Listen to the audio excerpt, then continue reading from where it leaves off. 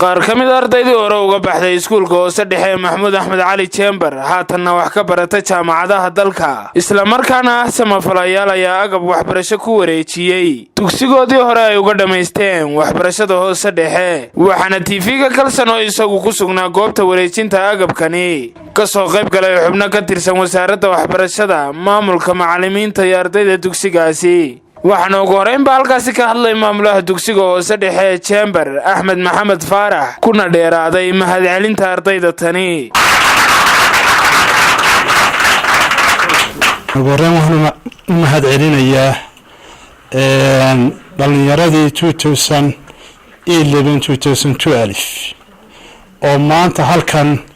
inagu guddoonsiin doona qalab ay ku xusayaan ardayda dugsiga Chamber maadaama ay yihiin dugsiga ay ka soo baxeen ardayda istaba jooga ardaydii ugu qiimaha badneed ama ugu qaalisanayd xasuusatay dugsigii ay ku soo barbaareen wax ku soo barteen inay wax ku celiyaan iyagoo oo weliba ku jira heerkii waxbarasho weliba jaamacada ku jira oo aan gaadhin heer ay mas'uuliyiin ama ku noqdaan ama shaqaale kale ay ku noqdaan ayaa waxay garteen ardaydaas halkan inoogu xusan ee sawiradeenu halkan ka dheexanaynaa inay dugsigoodii deeq soo gaarsiiyaan waxbarasho hore waxaynu wax ugu dhigan jirnay sabuurado aynu marino rinji laguna qoro tamaashiir ardaydaasi markaa falcelin ahaan waxay noo sameeyeen inay inoo keenaan 12 sabuuradood oo nooca loo yaqaano whiteboard-ka ah qalmaantii lagu qori lahaa lagu shaqaysan lahaa sana dugsiyeedka masaxaadihii wixii ay sabuuradahaas u baahnaayeen oo dhanna way noo soo dhammaystireen waxa iyaguna dhankooda hadallada iska daba qaatay gudoomiye Cabdifataax Bile Xaaji Xasan iyo Maxamed Saalax Shire oo iyagu ah ardayda agabkani ku deeqday dugsigoodii hore maanta halkan aan ku wareejinayno qalabkan agabkan waxbarashada aan soo abaabulnay aniga arday ka baxday 2012 ilaa 2012 sidoo kale waxaan u mahadcelinayaa ardaydaas oo nagala qayb qaadatay qalabkan aan maanta ku wareejinayno oo aan laantii anagu aan noo suurta galeen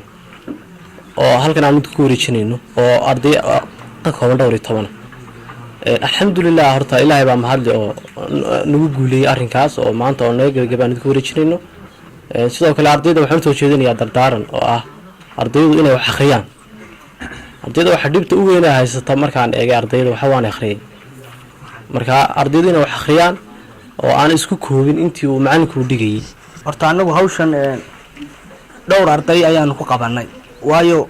nasiib xumo ardaydii ka baxday beriga galaaska aan kaga baxnay ilaa 50 ay gaariyeen marka waan ismaan helin in kooban oo inta boorka ku sawiran ayaan isku helay kadib waxaan u babac dhignay inaan hawsha fulino alxamdulillah ilaahay wuu nagu asturay hawsha inta waxaan noo raaca waxa weeyaan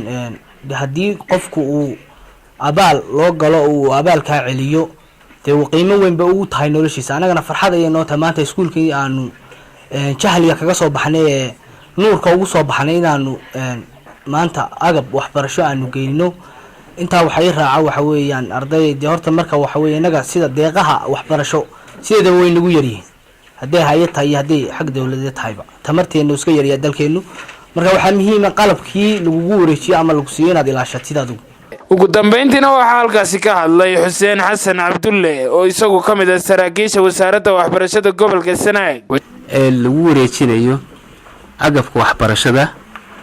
ay tirada ardayda jaamacadda dhigta hadda wali aan ka bixin ay ugu tala galeen dugsigoodii ay dhigan jireen inay maanta soo xusaan soo gaarsiiyaan ardayda wali waxbarashada ku jirta sabuuradahan aynu arkayno 12 ah si ay ardadu wax ugu bartaan runtii aad iyo aad ayaan idinka habaleynaa idinka mahadnaqaynaa haddaan wasaaradda ka tirsanahay Jaabir Saciid Ducaale Jaabir Bulshaawi Kalsan TV Carigaabo